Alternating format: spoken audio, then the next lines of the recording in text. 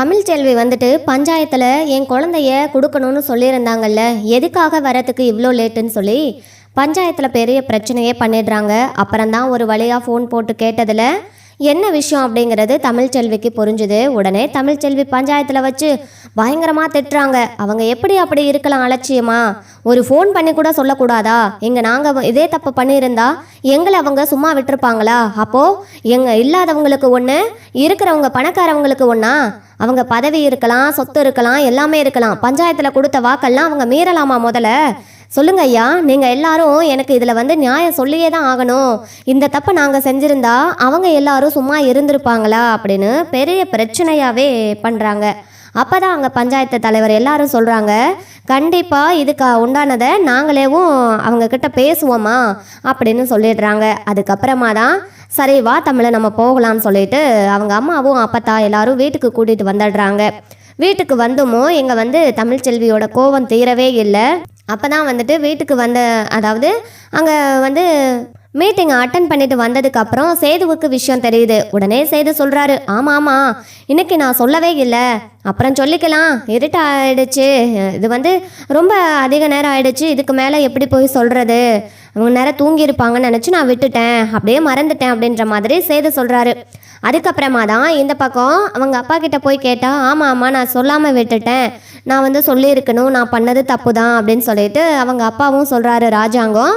அந்த பக்கம் சேது அப்படி என்ன நம்ம இப்போ தப்பு பண்ணிட்டோம், ஏதோ வந்த இடத்துல கொஞ்சம் லேட் ஆகிடுச்சு, இதுக்காக அவள் அந்த கற்றுவாளா அப்படின்னு சொல்லிட்டு தமிழ்ச்செல்வியை பிடிச்சி திட்டுறாங்க. உடனேவும் இங்கே இந்த விஷயத்த ஈஸ்வரிக்கிட்ட சொல்கிறாங்க.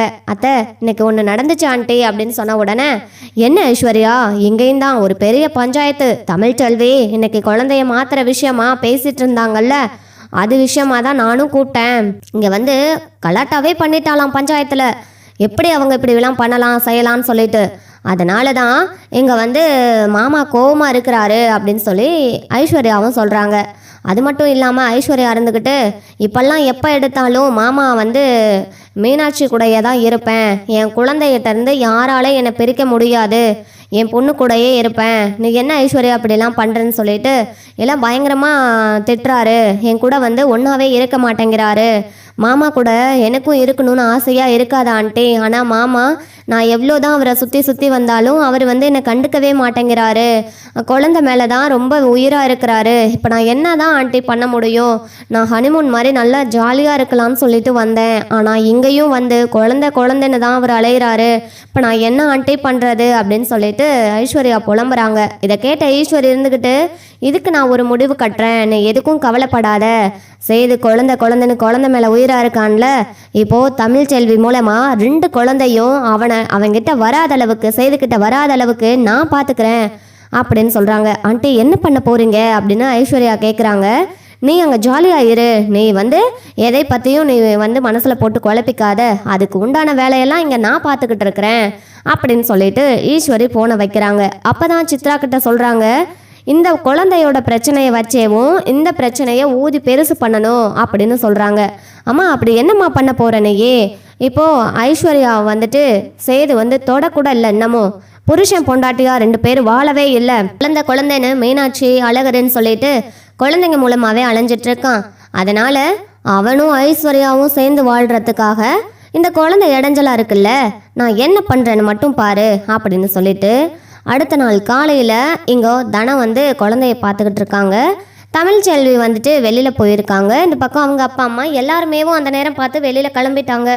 உடனேவும் இங்கே தமிழ்ச்செல்வி போனதுக்கப்புறம் தனம் தான் பார்த்துட்டு இருந்திருக்காங்க. அப்போ தான் அந்த நேரத்தில் ஈஸ்வரி இந்த மாதிரி சித்ரா 2 பேரும் சேர்ந்து தமிழ்ச்செல்வியோட வீட்டுக்கு போயிருக்காங்க. நல்லா பக்கா பிளானோட போயிருக்காங்க. அங்கே போன உடனே தனம் வாங்க உட்காருங்க அப்படின்னு சொன்னோன்னே, ஏம்மா வீட்டில் யாருமே இல்லையான்னு கேட்குறாங்க. ஆஹா யாருமே இல்லை, நீங்கள் உட்காருங்க அப்படின்னு சொல்கிறாங்க. ஏதாவது சாப்பிட்றீங்களான்னு சொன்ன உடனே, எனக்கு இந்த மாதிரி கடையில் சில்லுன்னு நல்லா ஜூஸ் வாங்கிட்டு வாமா அப்படின்னு சொன்னோடனே, சரிங்க நான் போய் வாங்கிட்டு வந்துடுறேன் அப்படின்னு சொல்லிட்டு தனம் குழந்தைய விட்டுட்டு அங்கேருந்து கிளம்பி போயிடுறாங்க. அப்போ தான் இங்கே ஈஸ்வரியும் சித்ராவும் முடிவு பண்ணுறாங்க. என்ன பண்ண போகிறேன்னு சொல்லி கேட்டு இல்லை, இப்போ பாரு நான் என்ன பண்ண போகிறேன்னு, லெட்டரை எழுது அப்படின்னு சொல்லிட்டு சித்ரா கிட்ட கொடுத்துட்டு ஒரு பேப்பரை எடுத்து எழுத சொல்கிறாங்க. சித்ராவும் அந்த பேப்பரில் சனிக்கிழமை அன்னைக்கு எங்கள் வீட்டு குழந்தைய எங்ககிட்ட கொடுத்துருக்கணும், ஆனால் நீங்கள் கொடுக்கவே இல்லை. அதனால் இந்த எங்கள் வீட்டு குழந்தைய நாங்கள் தூக்கிக்கிட்டு கிளம்புறோம் அப்படின்னு சொல்லிட்டு பேப்பரில் எழுதி வச்சுட்டு அவங்க குழந்தைய தூக்கிட்டு கிளம்பி போயிடுறாங்க. குழந்தைய தூக்கிட்டு போனதுக்கப்புறம் தனம் வந்து வேகமாக ஜூஸ் வாங்கிட்டு வராங்க. அப்போது அந்த நேரத்தில் தான் எங்கள் தமிழ்ச்செல்வி அதுக்கு முன்னாடியேவும் வீட்டுக்குள்ளே வந்து உடனே குழந்தைய காணும். அப்போ தமிழ்ச்செல்வி தனம் தான் எங்கேயாச்சும் வச்சுருப்பா போல் அப்படின்னு சொல்லிட்டு தனம் அப்படின்னு சொல்லி கூப்பிட்டுட்டே இருக்காங்க. தனத்தையும் காணோம், குழந்தையும் காணோம், என்ன ஆச்சுன்னு தெரியலையேன்னு தமிழ்ச்செல்வி பதறி போய் பார்த்துட்டு இருக்காங்க. அதுக்கப்புறம் தான் இங்கே வந்து ஒரு பேப்பர் இருக்குது. அந்த பேப்பரை எடுத்து இங்கே படித்து பார்க்குறாங்க. படித்து பார்த்தா அதில் வந்துட்டு சனிக்கிழமை அன்னைக்கு எங்கள் வீட்டு குழந்தை எங்கள் வீட்டுக்கு நீங்கள் வந்து கொடுக்கல, பஞ்சாயத்தில் கொடுக்காததுனால நாங்களே வீடு தேடி வந்து எங்கள் வீட்டு வாரிசை தூக்கிட்டு போகிறோம் அப்படின்னு சொல்லிட்டு பேப்பரில் எழுதி வச்சுட்டு சித்ராவும் அதுக்கப்புறம் சாரி 2 பேரும் சேர்ந்து குழந்தைய தூக்கிட்டு போகிறாங்க. தூக்கிட்டு போனதை பேப்பரில் எழுதி வச்சுருந்ததுனால தமிழ்ச்செல்வி அதை பார்த்துட்டு பயங்கரமாக கோவப்பட்டு தனம் அப்படின்னு கத்துறாங்க. உடனே தனமும் வேகமாக ஓடி வந்து சொல்லுக்கா அப்படின்னு சொல்கிற உடனே என்ன தனம் இதெல்லாம் அப்படின்னு சொல்லி கேட்குறாங்க. ஆமாங்க்கா, அங்கே பெரிய வீட்டில் அவங்க இருந்து ஆள் வந்திருந்தாங்க, மாமா வீட்டிலருந்து ஈஸ்வரி ஆண்ட்டையும் அப்புறம் அவங்க பொண்ணும் வந்திருந்தாங்க. நானும் ஜூஸ் வாங்கிட்டு வரலான்னு சொல்லிட்டு தான் வெளியில் கடைக்கு போயிருந்தேங்க்கா. அப்போது என்ன நடந்ததுன்னு தெரியலக்கா, எங்கக்கா அழகரை காணோம் அப்படின்னு தனம் கேட்குறாங்க.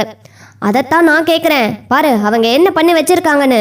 இவங்கள சும்மாவே விட்டுருக்க கூடாது. பஞ்சாயத்தில் என் குழந்தை இப்போ வந்தே ஆகணும்னு பிடிவாதமாக நான் நின்றுருக்கணும்.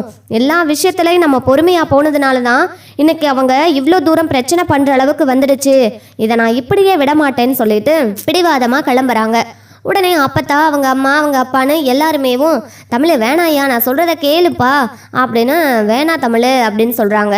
உடனே ஆமாம், எதுக்கு பிரச்சனையை பெருசு பண்ணணும், பொறுமையாக போயிட்டு பேசிட்டு அப்புறம் குழந்தைய தூக்கிட்டு வந்துக்கலாமே அப்படின்னு சொல்கிறாங்க.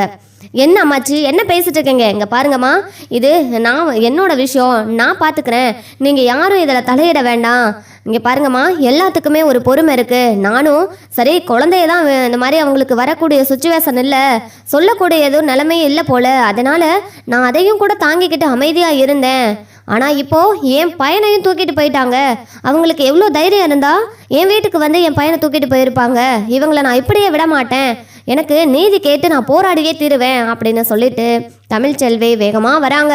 வேகமாக வந்து பஞ்சாயத்து தலைவர் எல்லாம் கூப்பிடுறாங்க. கூப்பிட்டு வச்சு பேசியே ஆகணும்னு சொல்லிட்டு பஞ்சாயத்து தலைவரோட வீட்டு வாசல் முன்னாடி உட்காந்து இந்த மாதிரி நீங்கள் தான் ஐயா பேசணும், என் குழந்தை 2 குழந்தையும் இவங்களே தூக்கிட்டு வந்துட்டாங்க, இதில் என்ன நியாயம், 10 மாதம் சுமந்து பெற்றவன் நான், இப்போது ஒரு குழந்தை நீங்கள் சொன்ன மாதிரி தான் அப்பா கிட்ட 1 வாரம் அம்மா கிட்ட 1 வாரம்னு சொல்லி மாறி மாறி இருந்துட்டு இருந்தாங்க. இப்போ 2 குழந்தையும் அவங்க தூக்கிட்டு வந்துட்டாங்க, இது எந்த விதத்தில் நியாயம், நீங்களே எனக்கு வந்து ஒரு முடிவை சொல்லுங்க ஐயா அப்படின்னு தமிழ்ச்செல்வி வந்து நிற்கிறாங்க. அப்போ அந்த நேரத்தில் பஞ்சாயத்து தலைவர் எல்லாம் சேர்ந்து இங்கே வந்துட்டு வீட்டில் போய் மோகனா கிட்ட பிரச்சனை பண்ணுறாங்க. என்னம்மா இதெல்லாம் என்ன அப்படின்னு கேட்குறாங்க. அப்போ தான் சித்ரா கிட்ட மோகனா கேட்குறாங்க, சித்ரா கிட்டையும் ஈஸ்வரி கிட்டையும் என்ன இதெல்லாம் அப்படின்னு சொல்லிட்டு. உடனே ஆமாம் அக்கா, அவங்க சனிக்கிழமை அன்னைக்கு நம்மக்கிட்ட அழகரை கொண்டு வந்து கொடுத்துருக்கணும்ல, நம்ம வீட்டு வாரிசை கொடுக்காம அவங்க பாட்டுக்கு வச்சுட்டு இருக்காங்க, அதனால தான் நான் போய் கேட்டேன், இதில் என்ன தப்பு இருக்குது அப்படின்னு சொல்லிட்டு ஈஸ்வரி சொல்கிறாங்க. நான் அதனால தான் குழந்தைய தூக்கிட்டு வந்தேன்னு. ஏமா இதெல்லாம் உங்களுக்கே நியாயமாக இருக்கா, ஏற்கனவே பொம்பளை பிள்ளைய நீங்கள் தான் வச்சுருக்கீங்க, இப்போது மீனாட்சியை நீங்கள் திருப்பி கொடுத்தா தானே அழகரை வாங்க முடியும், அப்புறம் நீங்கள் இப்படி பண்ணிட்டு இருந்தா எப்படிமா, இப்படி அதாவது நீங்கள் தான் இந்த ஊர்லேயே பெரிய குடும்பம், நீங்களே இப்படி ஒரு தப்பு பண்ணலாமா அப்படின்னு சொல்லிட்டு ரொம்ப சத்தம் போட்டு பேசுகிறாங்க. உடனே மோகனா அவங்க வீட்டுக்காரருக்கு ஃபோன் போடுறாங்க. ராஜா அவங்க ஃபோன் அட்டன் பண்ணி சொல்லு மோகனா அப்படின்னு சொன்னோன்னே, எங்கள் பெரிய பிரச்சனையே போயிட்டுருக்கு, இந்த மாதிரி ஈஸ்வரி பண்ணிட்டா அப்படின்னு சொல்கிறாங்க. உடனேவும் இந்த விஷயம் சேதுக்கு அதுக்கு போய் ராஜாங்க சொன்ன உடனே சேது வந்துட்டு அப்படியாப்பா அப்படின்னு சொல்லிட்டு கிளம்பலான்னு ராஜாங்க சொல்கிறாங்க. இல்லை சேது, நீயும் ஐஸ்வர்யாவும் இங்கே இருந்துட்டு வாங்க, நான் வந்து மீனாட்சியை தூக்கிட்டு நாங்கள்லாம் கிளம்புறோன்னு சொல்கிறாங்க. இல்லை அதெல்லாம் சரியாக வராதுப்பா, நானும் உங்கள் கூட வரேன், அது வந்து நாங்கள் அப்புறம் வந்து நான் பார்த்துக்கிறேன்னு சொல்கிறாங்க. என்ன மாமா அவங்க அவ்வளோ தூரம் சொல்கிறாங்க, நீங்கள் இப்படி சொல்கிறீங்க, நம்ம இருந்துட்டு போகலான்னு சொன்ன உடனே ஐஸ்வர்யா என்ன பேசிகிட்டு இருக்க, அங்கே எல்லாம் எவ்வளோ பிரச்சனை போயிட்டுருக்கு, மீனாட்சியை அழகரை விட்டுட்டு என்னை உன் கூட இருக்க சொல்கிறியா, இங்கே பாரு ஐஸ்வர்யா, என் குழந்தைங்க கிட்ட இருந்து என்னை பிரிக்கணும்னு மட்டும் நினைக்காத அப்படின்னு சொல்லிட்டு சேதுவும் வாங்க நம்ம போகலாம்னு சொல்லிட்டு கிளம்பி போகிறாங்க. கிளம்பி போன உடனே கிளம்பி அவங்க காரில் போயிட்டுருக்காங்க. அப்போ தான் வந்துட்டு வீட்டுக்கு வெளியே வந்து ஈஸ்வரி வெளியில் வராங்க. வெளில வந்தோன்னே இப்போ என்ன நாங்கள் பண்ணிட்டோம், எதுக்காக இப்படி பண்ணிட்டு இருக்கிற வாசலில் உட்காந்து, மரியாதையோட கிளம்பி போயிடுங்கன்னு சொல்கிறாங்க. இங்கே பாரு, உனக்கு அவ்வளோதான் மரியாதை, என்ன விட்டா ஓவரா பண்ணிட்டுருக்க, என் குழந்தைங்க எனக்கு வேணும், மரியாதையோட என் குழந்தைங்களை எனக்கு தூக்கிட்டு வந்து காட்டலை, அப்புறம் நடக்கிறதே வேற. என்ன சொன்னமோ அதுபடி நாங்கள் நியாயமாக நடந்துட்டுருக்கோம், பஞ்சாயத்துக்கு வராதது நீங்கள் அப்படின்னு சொன்ன உடனே எங்கள் வீட்டு வாரிசை நீ கொடுக்கலனா அப்படித்தான் தூக்கிட்டு வருவேன் அப்படின்னு சொன்னதுனால எழுந்திரிச்சு ஓங்கி ஈஸ்வரி கன்னத்தில் பலார்னு அறையிறாங்க தமிழ்ச்செல்வி. இங்கே பாரு, இது என்னோட குழந்தை விஷயம், நான் யார்கிட்ட பேசணுமோ அவங்க கிட்ட பேசிக்கிறேன், தேவையில்லாமல் இதில் யாராவது தலையிட்டீங்க அப்புறம் நடக்கிறதே வேற, நான் என்ன பண்ணுவேன்னு தெரியாது அப்படின்னு சொல்லி இங்கே பேசிகிட்டு இருக்கும்போது இங்கே வந்து சேதுவோடு அவங்க எல்லாருமே வேகமாக கிளம்பி வந்துடுறாங்க. வந்த உடனே என்னப்பா ராஜாங்கம், உங்கள் குடும்பத்தாளுங்களே இப்படி பஞ்சாயத்தோட தீர்ப்பை மீறலாமா, ஒரு ஃபோன் பண்ணி சொல்லியிருக்கலாம், சரி அதை தான் இந்த குடும்பம் ஏற்றுக்கிட்டாங்க, அதையும் மீறி நீங்கள் இப்படி ஒரு காரியத்தை பண்ணியிருக்க கூடாதுன்னு சொன்ன உடனே ஈஸ்வரி செஞ்சதை அப்படியே சொல்கிறாங்க. உடனே சேது இருந்துக்கிட்டு, என்ன சின்னம்மா நீங்கள் இப்படியெல்லாம் பண்ணிட்டு வந்திருக்கீங்க, இது தப்பு தான் சின்னம்மா, நீங்கள் எங்களை கேட்காம இந்த மாதிரி ஒரு முடிவை எடுத்திருக்கவே கூடாது அப்படின்னு சொல்லிட்டு சேது சொல்கிறாங்க. என்னையா சேது, நான் செய்யக்கூடாதா, நம்ம வீட்டு வாரிசு சனிக்கிழமைக்கு நம்ம வீட்டுக்கு வரணும்னு எல்லாம் பஞ்சாயத்தோட உத்தரவு தானையா, நான் செஞ்சது தப்பா அப்படின்னு சொல்லிட்டு ஈஸ்வரி சொல்கிறாங்க. உடனேவும் இங்கே சேது இருந்துக்கிட்டு, இங்கே பாருங்க சித்தி, நீங்கள் எதுக்காக பண்ணுங்க, என்னத்துக்காக பண்ணுங்கன்னு எனக்கு தெரியாது, அதான் மீனாட்சி நம்ம கூட இருக்கும்போது நீங்கள் அவங்க வீட்டுக்கு போய் அழகரை தூக்கிட்டு வந்தது மிகப்பெரிய தப்பு, நீங்கள் வந்து பஞ்சாயத்து ஆளுக்கிட்ட நீங்கள் தான் மன்னிப்பு கேட்கணும் அப்படின்னு சொல்கிறாங்க. உடனேவும் ஈஸ்வரி இருந்துக்கிட்டு, நம்ம என்னென்னமோ கணக்கு போட்டோம் இங்கே, ஆனால் வேறு மாதிரி நடந்துருச்சேன்னு சொல்லிட்டு எல்லாரும் என்னை மன்னிச்சிடுங்க, நான் தான் அந்த மாதிரி தப்பு பண்ணிட்டேன்னு சொல்லிட்டு மன்னிப்பு கேட்குறாங்க. அதே மாதிரி குழந்தையையும் மாற்றி அதுக்கப்புறம் தமிழ்ச்செல்விகிட்ட கொடுத்து அனுப்பிடுறாங்க. தமிழ்ச்செல்வியும் குழந்தைய வாங்கிட்டு போகும்போது சொல்கிறாங்க, இனிமே வாரம் நீங்கள் எங்கே இருந்தாலும் சரி சனிக்கிழமை அன்னைக்கு என் குழந்தை என்கிட்ட வந்தே ஆகணும் அப்படின்னு சொல்லிட்டு அவங்க வீட்டுக்கு கிளம்பி போகிறாங்க. இந்த பக்கம் செய்தி எல்லாம் வீட்டுக்குள்ளே வந்ததுக்கப்புறம் குழந்தை விஷயத்தில், தமிழ்ச்செல்வி விஷயத்தில் இனிமே யாரும் என்ன தவிர யாரும் முடிவெடுக்க வேண்டாம், நான் என் அப்பா கிட்ட கேட்டு முடிவெடுத்துக்குவேன் அப்படின்னு செய்து சொல்கிறாரு.